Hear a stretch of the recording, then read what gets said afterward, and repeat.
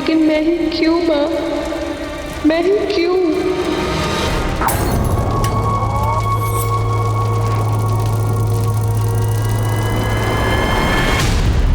एक शरीर राख हो गया, एक मासूम लड़की की जिंदगी मौत की गिरफ्त में समा गई। साल 2020 ने हमें कई नए मंजर दिखाए हैं और न जाने अभी और क्या क्या देखना बाकी है। लेकिन क्राइम अगेंस्ट वुमेन यानी कि औरतों के खिलाफ होने वाले अपराधों के मंजर आज हमारी जिंदगी में आम से हो गए। कहते हैं कि महाभारत का युद्ध इसलिए हुआ क्योंकि एक महिला की गरिमा को ठेस पहुंचाई गई थी। अगर महिलाओं के खिलाफ हिंसा का दौर यूं ही चलता रहा तो आने वाले वक्त में हम कई और महाभारतों के साक्षी बनेंगे। आज का ये केस भी एक महिला के साथ हुई अमानवीय हिंसा से जुड़ा है। यूपी के कानपुर शहर में घटी ये वारदात कैसे एक नेशनल इशू बनकर उभरी, आइए देखते हैं। कहते हैं प्रतिभा की कोई उम्र नहीं होती। इसी बात को कानपुर के आरपी इंजीनियरिंग कॉलेज के 3 विद्यार्थियों ने साबित कर दिखाया है। इन्होंने यूनिक स्पेस इनोवेशन की राष्ट्रीय प्रतिस्पर्धा के लिए एक थ्योरेटिकल मार्स लैंडर बनाया है। अब ये प्रोजेक्ट स्पेस रिसर्च इंस्टीट्यूट तक भी पहुंच गया है और वहाँ वैज्ञानिकों के साथ मिलकर ये विद्यार्थी रनिंग मॉडल बनाने पर काम करेंगे। रिमी, तुम इस टीम की लीडर हो, कैसा लग रहा है तुम्हें? बहुत प्राउड फील कर रहे हैं। अक्सर छोटे शहरों के बच्चों को अंडर एस्टिमेट किया जाता है। हम उम्मीद करते हैं कि हमारी ये जीत उन सभी बच्चों को प्रेरणा देगी जो छोटे शहरों से आते हैं। मुकुंद, तुम कुछ कहना चाहोगे? मैम, हमें शक था, मतलब हमें यकीन था कि हमें यकीन। मैडम, मुकुंद कहना चाह रहा है कि हम सब ने बहुत मेहनत की इस प्रोजेक्ट को बनाने के लिए और हमारी पूरी उम्मीद है कि हम जल्दी मार्स लैंडर का मॉडल एसआरए के सामने प्रेजेंट करेंगे। मुकुंद, माइक देख के तुम ऐसे नर्वस हो गए थे जैसे तुम्हारे सामने किसी ने बंदूक रख दी हो। हाँ, हंस लो, लेकिन अगली बार देखना, अगर माइक के सामने खड़े रहेंगे ऐसा फर्राटेदार जवाब देंगे ना कि तुम भी देखते रह जाओगे। ओके। हाँ, देख लेना।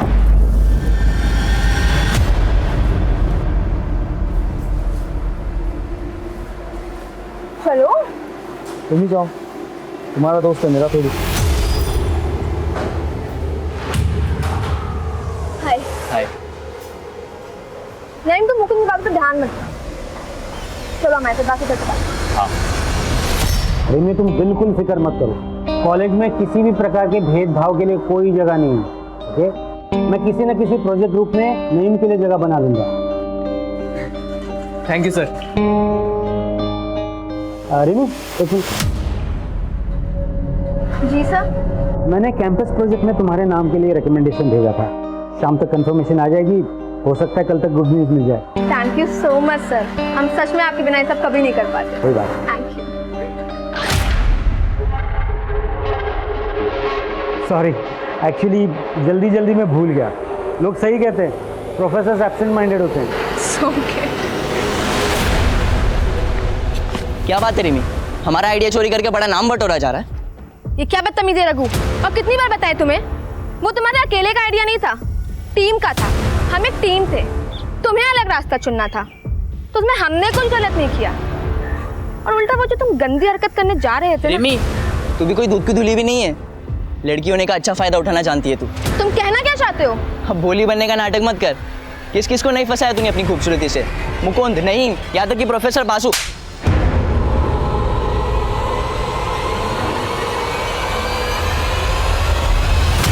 आई नहीं यार अब तक गोविंद। अबे आ जाएगी, सब्र रखो ना थोड़ा। आगे आगे आगे। सही लग रहे हैं? हाँ बिल्कुल, तुम जाओ बात करो। गोविंद का आशीर्वाद है तुम्हारे साथ, आज तुम्हारी सारी गोटियां फिट हो जाएगी। अबे रुको पंकज, गुस्सा देख रहे हो मैडम के नाक पे? आज हमारा क्या, साक्षात गोविंद का भी आशीर्वाद तुम्हारे काम नहीं आएगा। पेशेंस टेस्ट कर लिया यार लड़की ने।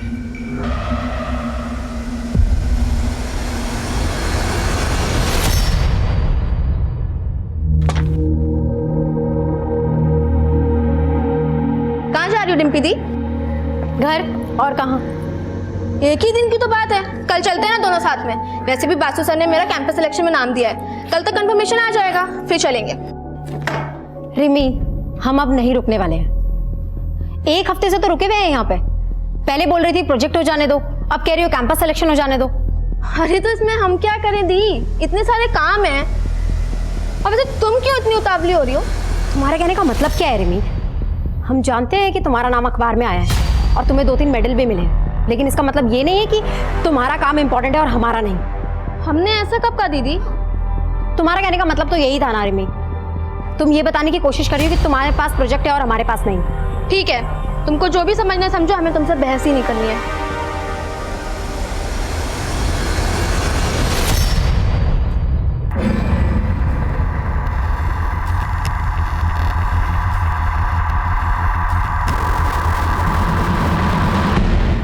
बोला था ना, she will not come. Plan successful. See you at 7:30। Bye.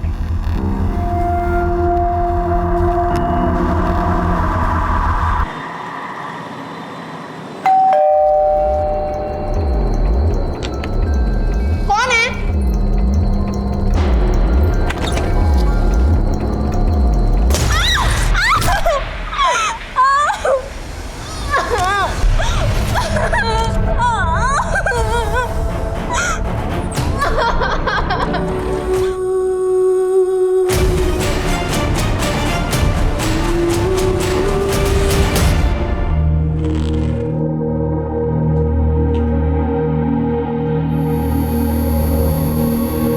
ये क्या है? अरे हमने दवाई खा ली है, भूल गई क्या? कल रात को दवाई खाई थी आपने, अभी नहीं खाई है, लीजिए। कल रात को खाई थी? ऐसा? लीजिए।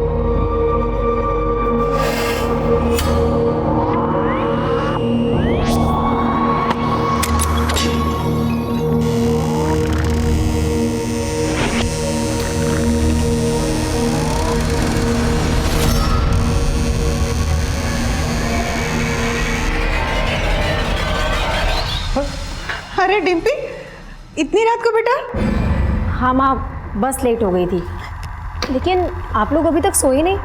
हम आपको डिस्टर्ब नहीं करना चाहते थे, इसलिए खुद से चाबी खोल के अंदर आ गए। और रिमी कहाँ है? वो उसे कुछ काम था तो वो कल आएगी। अरे तो तुम भी और एक दिन रुक जाती, कल उसी के साथ आ जाती। उसे क्यों अकेला छोड़ दिया? अच्छा आप चिंता मत करिए, हम फोन करके देखते हैं उसको। रिमी रिमी रिमी, इस घर में तो मेरी किसी को कदर ही नहीं, सिर्फ एक ही बेटी है।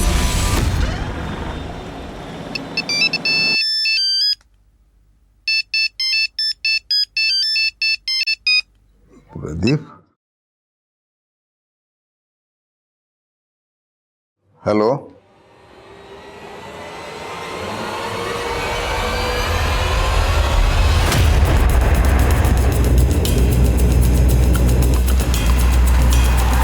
जैन सर, आइए आइए सर। लड़की का नाम रिमी गुप्ता है, उम्र 22 साल, आरके इंजीनियरिंग कॉलेज में पढ़ती थी। लड़की को यहीं पे इस घर में जला के मारा गया है। रिमी अपने बड़ी बहन डिम्पी के साथ यहाँ पे किराए पे रहती थी। फैमिली राजपुर में रहती है, यहाँ पे आने के लिए निकल चुकी है। और सर एक बात है, इसका फोटो अखबार में पिछले हफ्ते आया था, कोई कॉम्पिटिशन जीता था इसने। सर अजीब बात है, रिमी के स्टमक और थाइस के बीच की बॉडी को जलाया गया। कातिल का इसके पीछे मोटिव क्या हो सकता है? मोबाइल भी नहीं मिला। अशोक जी। जी सर। कुछ मिला? नहीं सर, बड़ी अजीब बात है सर, ना ही दरवाजे पे ना ही कहीं और घर पे कहीं एक भी फिंगरप्रिंट नहीं मिला है। किलर बहुत शातिर है। हाँ सर, लगता है बहुत ही सावधानी से उसने सारे फिंगरप्रिंट साफ कर दिए।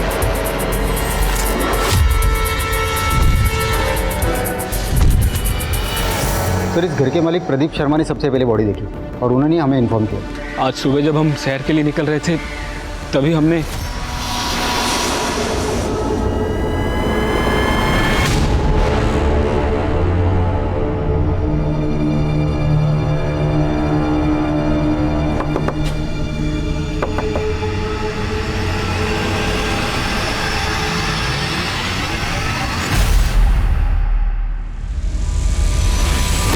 हम कसम से नहीं जानते साहब, किसने किया ये सब। हमारा इसमें कुछ लेना देना नहीं है साहब। घबरा क्यों रहे? घबराता तो गुनहगार है। पुलिस, क्या हुआ यहाँ पे? रिमी कहाँ है? रुकिए, आप आगे मत जाइए, रुकिए। अरे तो आप हमें अंदर क्यों नहीं जाने? हाँ मैं बताता हूँ क्या हुआ, लेकिन आप अंदर नहीं जा सकते। अरे रुकिए, दीजिए ना। रिमी, रिमी, अरे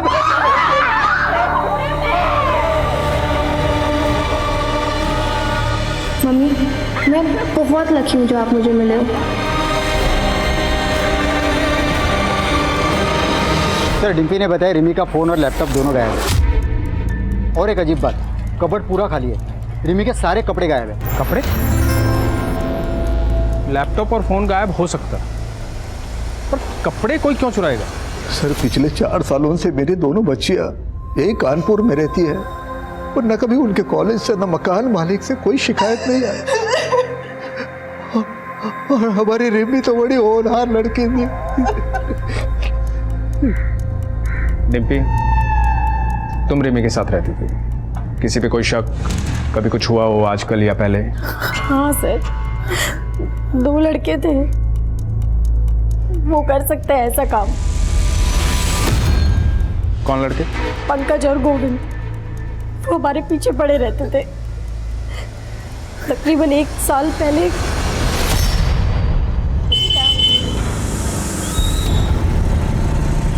धूप में चलोगी तो ढल जाओगी, चलो हम छोड़ देते हैं।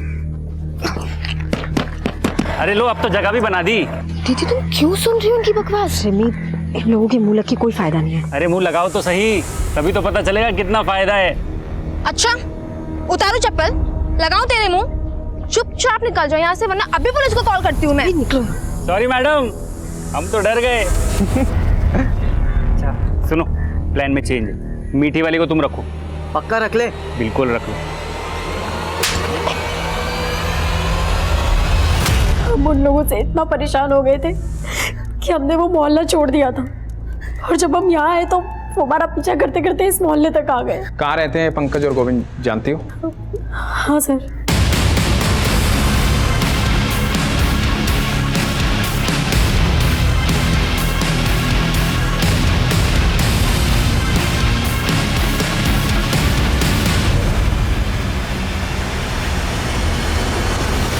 सर पंकज और गोविंद कुछ देर पहले अपना मकान खाली करके चले गए, लेकिन उनके कोचिंग इंस्टीट्यूट का पता चला है। यहाँ से उनका नेटिव एड्रेस भी पता चला है। कानपुर लखनऊ हाईवे पे उनका गाँव है सर। दोनों को घर से उठा लो और विक्टिम के दोस्तों से पूछताछ करो। सर ये सब कौन कर सकता है, इसके बारे में तो कुछ नहीं पता। हमें तो अब तक यकीन नहीं हो रहा कि रिमी हमारे बीच में नहीं है। रिमी जैसी ब्राइट स्टूडेंट मैंने आज तक नहीं देखी। इतनी अच्छी बच्ची के साथ कोई इतना बुरा कैसे कर सकता है? हमें तो कुछ समझ में नहीं आ रहा। सर रिमी गुप्ता का फोन 2 घंटे पहले कुछ देर के लिए ऑन हुआ था, पर सर अजीब बात यह है कि लोकेशन उसी एरिया का है जहां पर वो रहती थी। क्या? एक काम करो, रिमी के फोन को सर्विलांस पे रखो, जो भी इंफॉर्मेशन आए अपडेट करो। Yes sir. सर रिमी की पोस्टमार्टम रिपोर्ट, उसका रेप हुआ था। बॉडी में डीएनए के ट्रेसेस नहीं मिले, लेकिन सर फेफड़ों में कार्बन के ट्रेसेस मिले। यानी रिमी को जब जलाया गया तब वो जिंदा था। और रिपोर्ट के मुताबिक रिमी की हत्या रात को तकरीबन 9 से 11 के बीच हुई।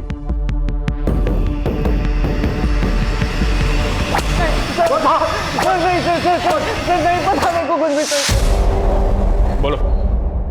सर मेरा उस लड़की से कोई लेना देना नहीं था, वो तो पंकज ही उसके पीछे पड़ा था। वो शाम को उसके घर पे भी गया था सर, आप उसी से पूछ लीजिए। आगे एक सवाल का जवाब नहीं देंगे, हमें यहाँ लाके ठीक नहीं किए।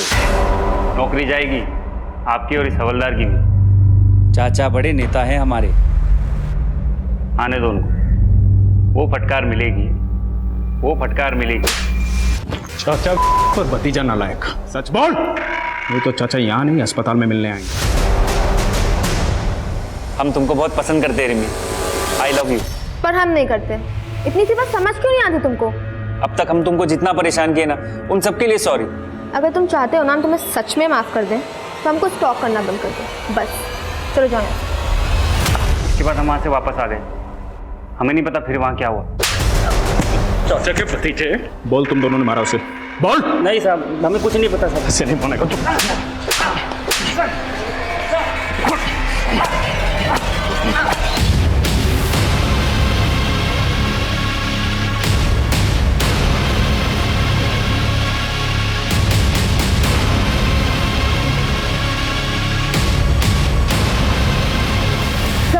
रिमी का फोन फिर से ऑन हुआ है।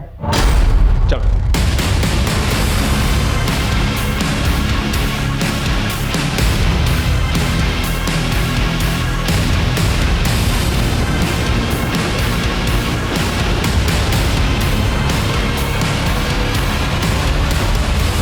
अरे पकड़ो इसे। अरे ये हमारा फोन है, फोन वापस दो। अरे रिमी दीदी का फोन अब हमारा है। अरे मेरा फोन है पापा, पापा इन्होंने मेरा फोन ले लिया है, आप इनको बोलो ना। ये मेरा बेटा दिमाग से थोड़ा कमजोर है, प्लीज इसे छोड़ दीजिए। ये रिमी का फोन आपके बेटे के पास कैसे आया? सर आदित्य को मोबाइल फोन चोरी करके इकट्ठा करने की आदत थी, पर उस दिन पापा, पापा रिम्मी दीदी, रिम्मी दीदी।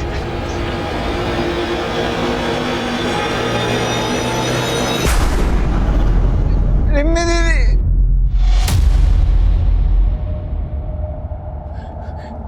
आदित्य बेटा तू घर जा, हाँ तू घर जा, बाहर मत निकलना, घर जा, जा शाबाश, घर जा।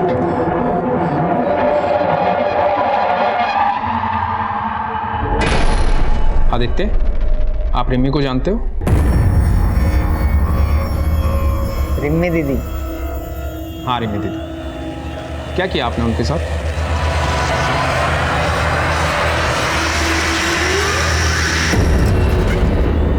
शादी किया, रिम्मी दीदी के साथ शादी किया। क्या हुआ था उस दिन? किसने जलाया उसे? किसी को देखा था वहां? सब जल गया, सब जला दिया। आदित्य देखो। नहीं नहीं नहीं, हाथ मत लगा रहा, हाथ मत लगा रहा, दूर दूर दूर, हाथ मत लगा रहा। बस कीजिए ना सर, देखिए ना हमारे बच्चे की तबीयत खराब हो रही है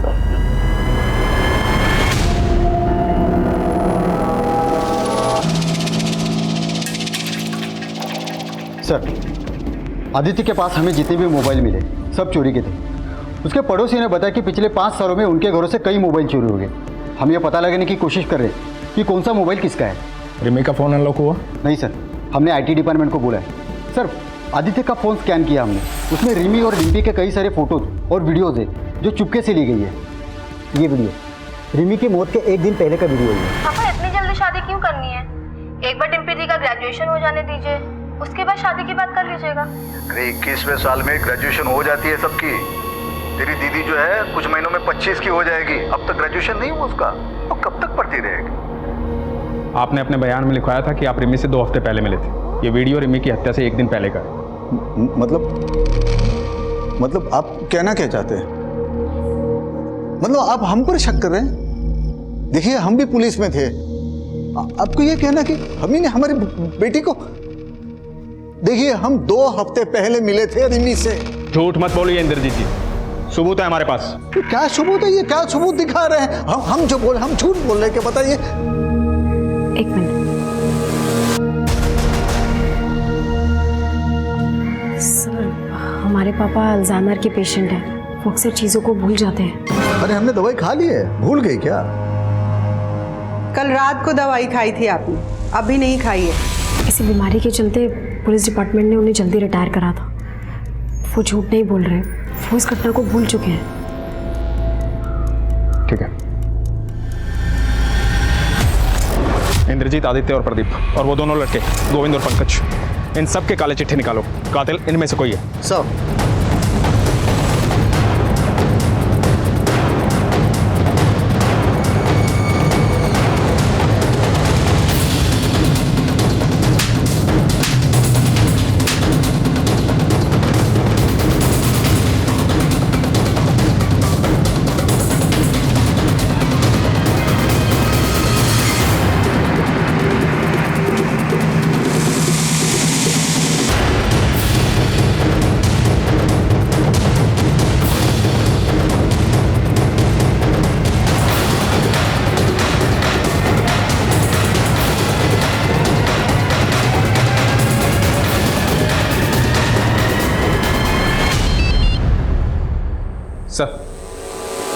सर हम कोशिश कर रहे हैं सर।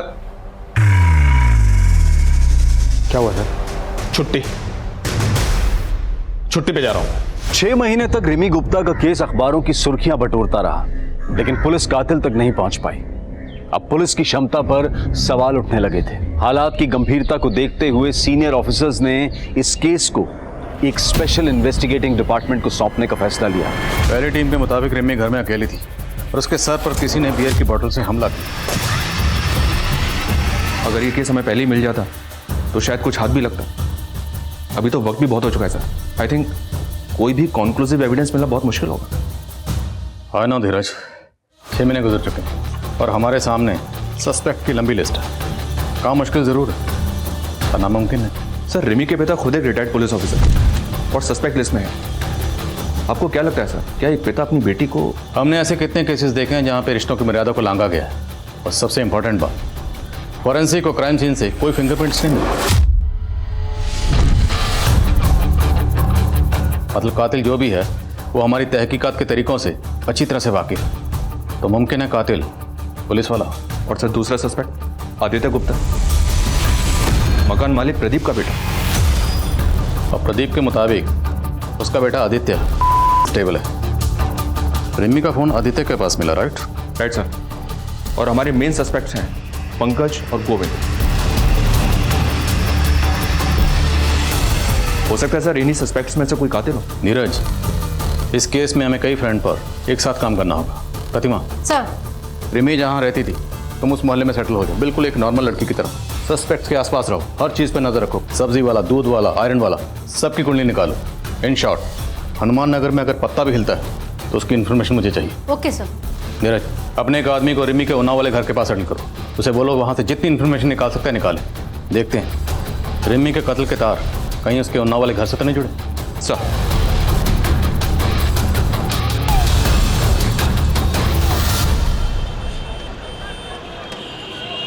एक पिता अपनी बेटी को सपनों की ऊंची उड़ान उड़ता हुआ देखना चाहता था, लेकिन आज उसकी तस्वीर के सामने बेबस और लाचार खड़ा हुआ है।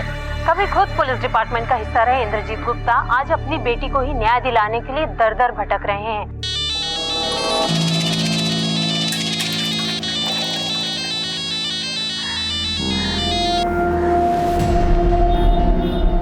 बोला था ना मुझे भी फोन मत करना, मैं खुद से करूँगी।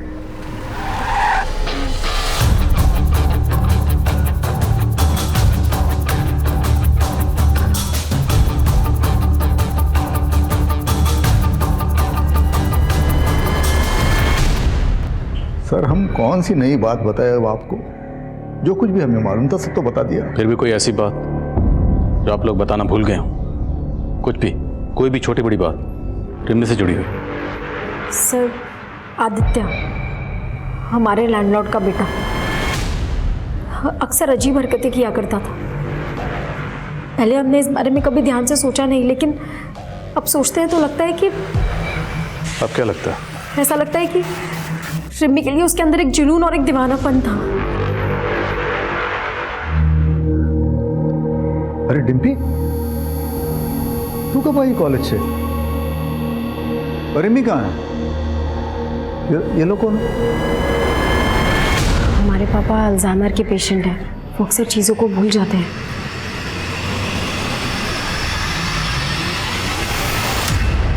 अब हम क्या बताएं साहब कि हमारा बेटा आदित्य कहाँ चला गया? पुलिस में भी कंप्लेन लिखवाई है लेकिन पुलिस भी उसको ढूंढ नहीं पा रही। चला गया मतलब?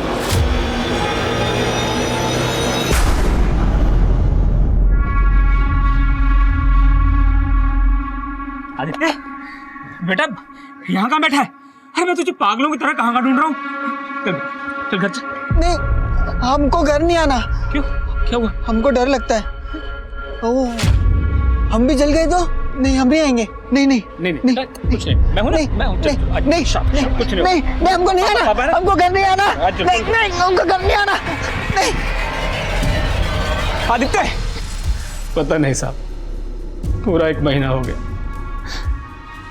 पता नहीं किस हालत में होगा मेरा बच्चा। कहीं ऐसा तो नहीं कि प्रदीप ने खुद ही अपने बेटे आदित्य को कहीं छुपा दिया ताकि हमसे बचा सके उसे? ऐसा लगता तो नहीं है सर। 1 महीने पहले पुलिस कंप्लेन दर्ज करवाई थी उसने। आदित्य के पीछे खबरों को लगाओ। जी सर, मैंने इंद्रजीत की फैमिली के सभी मेंबर्स की कॉल डिटेल्स निकालने के लिए भी कह दिया।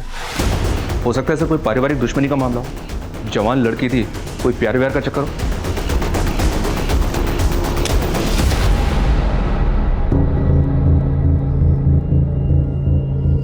रिमी का कत्ल हनुमान नगर में हुआ जहां पर वो किराए पर रहती थी। उस वक्त उसके पेरेंट्स उन्नाव में थे।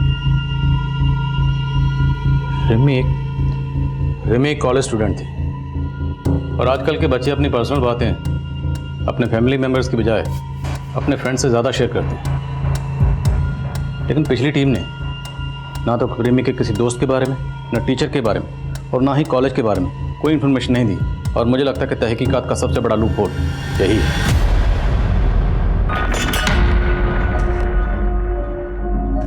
रिमी पूरे कॉलेज में बहुत फेमस लड़की थी और मैकेनिक्स में अकेली लड़की थी वो।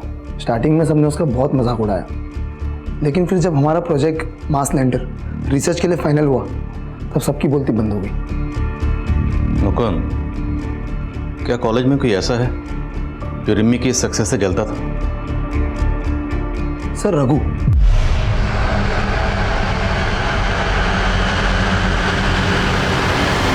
रघु रिमी से बहुत नाराज था।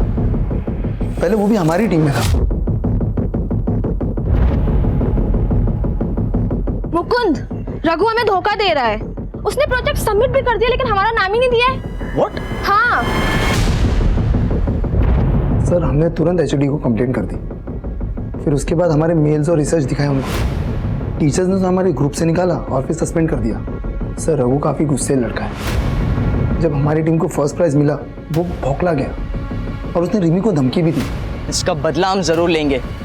बहुत जले, अब तुमको भी जलाएंगे। पहले तुम्हारे गुरूर को तोड़ेंगे और फिर तुम्हें।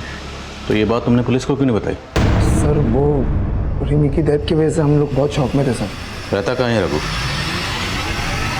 माना कि हम रिमी से गुस्सा थे, हमने उसे धमकाया भी था, लेकिन हमारा यकीन कीजिए सर, हमने रिमी को नहीं मारा। सिर्फ धमकाया? हम भी तड़पे हैं, अब तुमको भी तड़पाएंगे। नहीं सर, हमने रिमी को नहीं मारा है सर। हमारा यकीन कीजिए सर, हमने रिमी को नहीं मारा है। नहीं मारा है सर हमने। एक इन्फॉर्मेशन मिली है सर, ये रिमी की बड़ी बहन डिम्पी कुछ तो गड़बड़ कर रही है। सुना है सर कि इन दोनों बहनों के बीच काफ़ी अनबन रहती थी। मोहल्ले वालों ने बताया कि जिस रात रिमी का मर्डर हुआ था उस रात ये रिमी के घर को छोड़कर अपने घर चली आई थी और इसको छोड़ने के लिए कोई लड़का आया था। डिम्पी को छोड़ने को लड़का आया था? ये खबर पक्की है? जी हाँ सर, मैंने 2-3 पड़ोसी से कंफर्म किया है। उनका कहना है कि उन्होंने खुद अपनी आंखों से देखा था।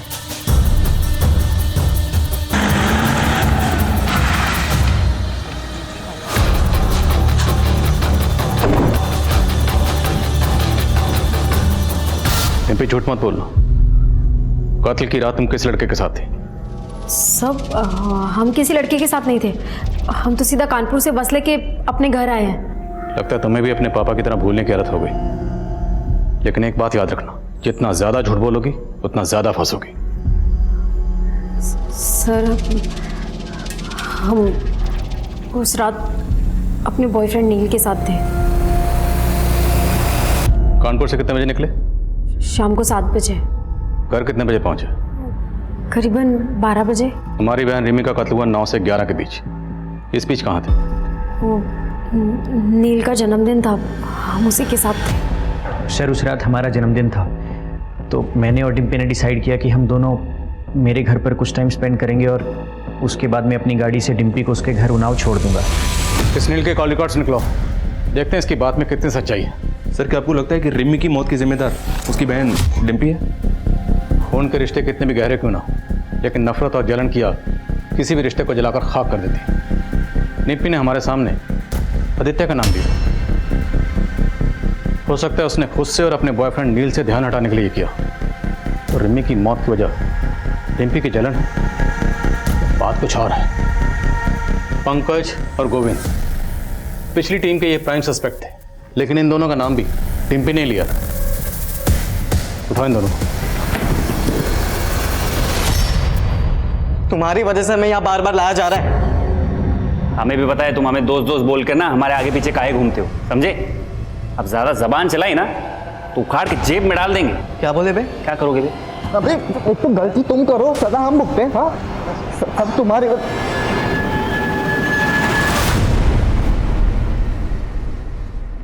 ये नौटंकी बंद करो और ये बताओ कि रिमी को क्यों मारा? सर हम इतने महीने से एक ही बात कह रहे कि हम बेकसूर हैं, हमने इस सब में कुछ भी नहीं किया। एक बात अच्छी तरह से समझ लो, तुम लोगों को तब तक चैन की सांस नहीं मिलेगी जब तक कातिल पकड़ा नहीं जाता। इसलिए सोचो, अच्छी तरह से सोचो। सर एक लंबा सा लड़का था जिसका रिमी के घर पे आना जाना लगा रहता था हमेशा। और सर जिस दिन ये सब कुछ हुआ उस दिन शाम को भी आया था वो।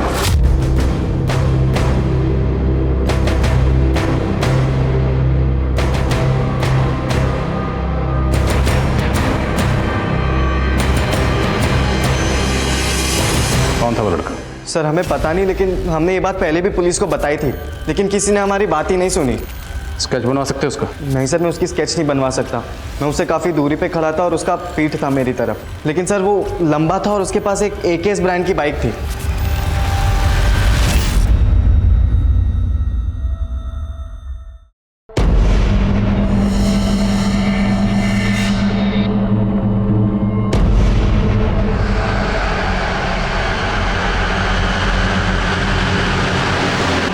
संदिग्धों की लंबी लिस्ट में एक और व्यक्ति शामिल हो गया था, जिसका ना तो कोई नाम था और ना ही कोई चेहरा, लेकिन पुलिस पूरी शिद्दत के साथ हर नए उभरते एंगल को टटोल रही थी। एक तरफ पुलिस एक एक कड़ी जोड़ रही थी और वहीं दूसरी तरफ रिमी के परिवार वाले धीरे धीरे अंदर ही अंदर टूटते जा रहे थे।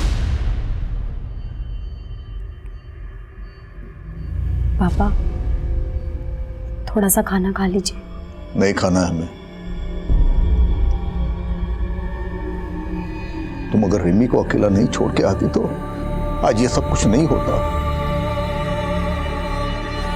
लेकिन इसे आके उस लड़के के साथ आवारागर्दी जो करनी थी, छोड़ा ये हमारी रिमी को अकेला। इसी की वजह से हुआ है सब कुछ, इसी की वजह से। वो खाना खिला रही है हमें।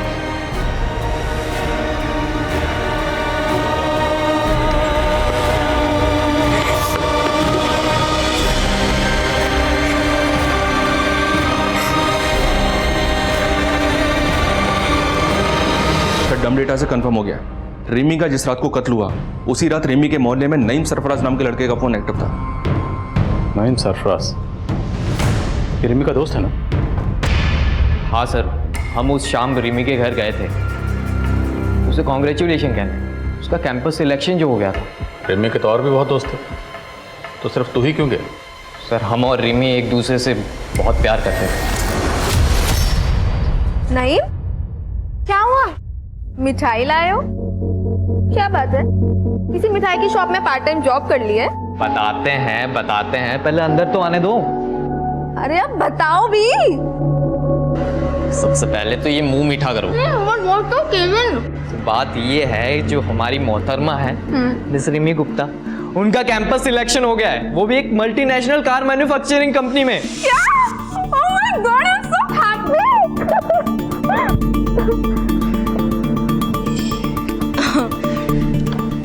थैंक यू बताने के लिए। चलो अभी तुम जाओ। सुन बे हीरो, अगर तू और झूठ बोलेगा ना तो यहाँ से नहीं निकल पाएगा। अब सच बोलेगा या हम सच बुलवाएं? सर हम सच कह रहे हैं। भाजी ले लो, सब्जी ले लो। बहन जी, हमारे बेटे को काम पे रख लो ना। नहीं नहीं, अब मुझे किसी के काम की जरूरत नहीं है। रख लो बहन जी, पैसे की बहुत जरूरी है। सब ऐसे ही बोलते हैं। मेरे सामने बैठ के रोता था राजू, देखो क्या हुआ, 2 महीने का एडवांस लेकर भाग गया।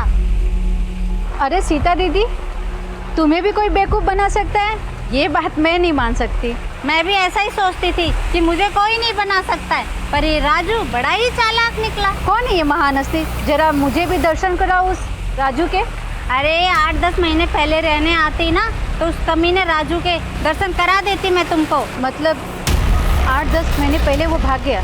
नहीं नहीं, ये कोई 6-7 महीने पहले चला गया था। बड़ा ही लड़कीबाज था।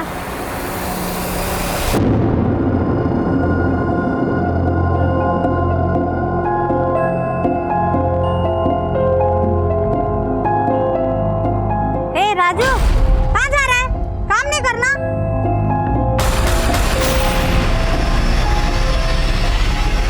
भले ही दावे के साथ कुछ नहीं कहा जा सकता, लेकिन धीरज, फिर भी इस लीड को इग्नोर नहीं कर सकते। लेकिन सर, इस आदमी के बारे में हमें और कुछ नहीं पता है। ना कोई नंबर है, ना कोई एड्रेस है। डम डेटा के डिटेल्स में भी किसी भी प्रोफाइल से मैच नहीं करता। मोहल्ले के सब्जी वाले के अलावा किसी ने इसके बारे में कुछ नहीं बताया। प्रतिमा, तुम श्योर हो वो सब्जी वाली सच बोल रही है? सर इतने नामों को हमने टटोला, इस आदमी को भी टटोल कर देख लेते हैं। एक काम करो, कत्ल के 7 दिन पहले का डम डाटा निकालो, उसमें जितने भी प्रोफाइल्स हैं सारे प्रोफाइल से स्केच मैच करो, शायद कुछ मिल जाए।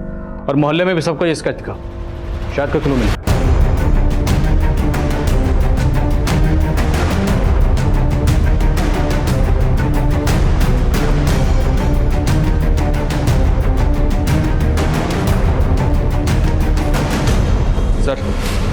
राजू से मिलता जुलता एक आदमी मुंबई के सीसीटीवी में चोरी करता हुआ कैप्चर हुआ है।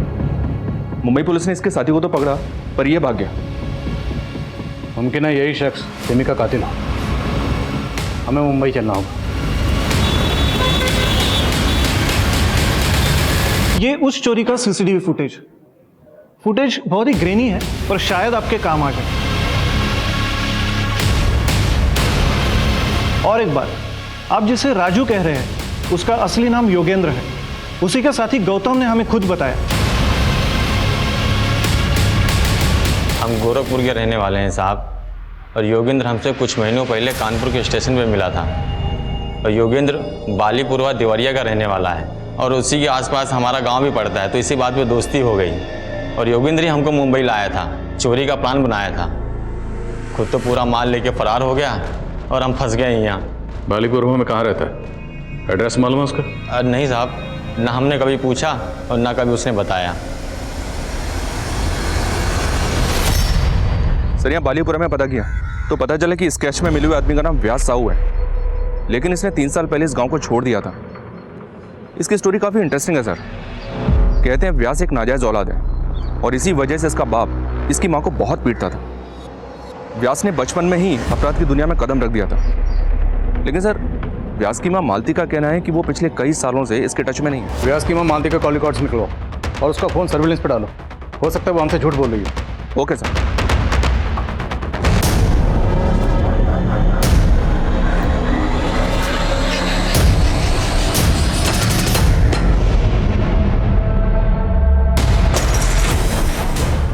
सर, व्यास की माँ मालती को लखनऊ से एक नंबर से 3 बार कॉल आया है। ये खबर पढ़ो। 2 दिन पहले लखनऊ में स्वाति नाम की लड़की का रेप किया गया। यानी कि योगेंद्र उर्फ राजू उर्फ व्यास शायद इस वक्त लखनऊ में? करेक्ट। लखनऊ पुलिस से कांटेक्ट करो, इससे पहले वो वहाँ से फरार हो। हमें से पकड़ना। सर, जिस नंबर से व्यास की माँ को कॉल आ रहे थे वो आपके एरिया में ही एक्टिव है।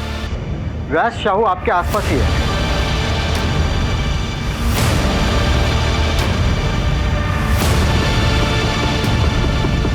सर, वो आ रहा है।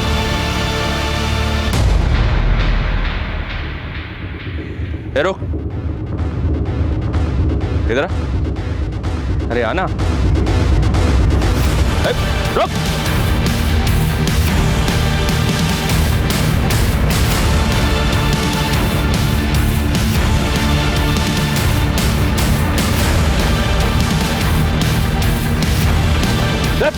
उधर।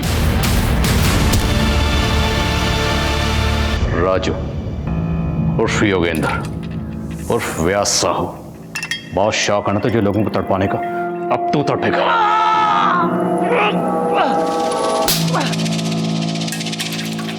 क्या बिगाड़ा था उन लड़के ने तेरा? क्यों मारा उन्हें? पता नहीं साहब, हमको मजा आता था। हम सोचे कि सब लोग अपने मन का करते हैं तो हम भी करेंगे, इसीलिए किया सब। रिमी, उसे क्यों मारा और कैसे मारा? वो पसंद आ गई थी साहब हमको। एक दिन हम उस लड़की के घर के बाहर खड़े थे। हमने देखा कि उसकी बहन सामान लेके बाहर जा रही। तो चले गए साहब उसके घर में। कौन है?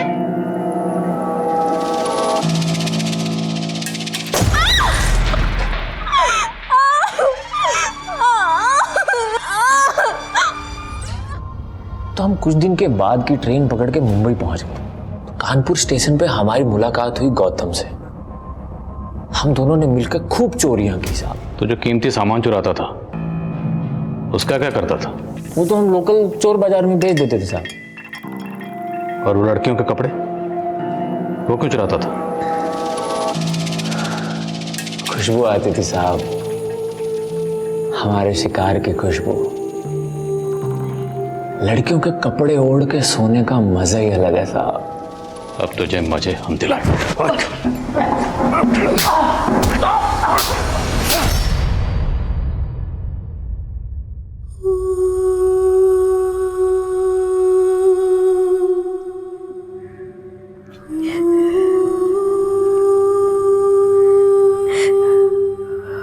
माफ कर दीजिए पापा।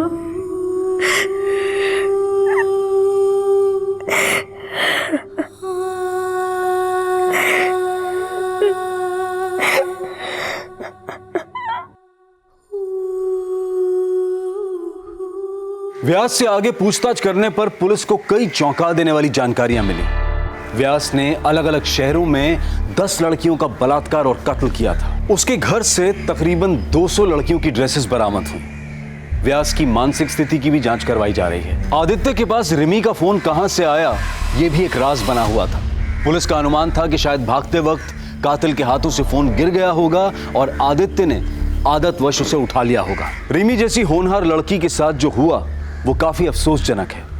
एक समाज की प्रगति काफी हद तक इस बात पर निर्भर करती है कि उस समाज की महिलाएं कितनी सुरक्षित हैं, और महिलाओं को एक महफूज माहौल मुहैया कराना समाज का दायित्व है। अगर आज के दौर की बात करें तो CCTV cameras, alert security staff और डे नाइट पेट्रोलिंग, ये सभी चीजें क्राइम अगेंस्ट वुमेन पर काबू पाने के लिए बहुत ही असरदार साबित हो सकती हैं। हर राज्य, हर जिले, हर गांव, हर शहर की पुलिस को इन मुद्दों पर ध्यान देना चाहिए ताकि हमारे देश की महिलाएं डर और दहशत के माहौल से परे आत्मविश्वास की जिंदगी जी पाएं। अब मैं अनूप सोनी आपसे विदा लेता हूं।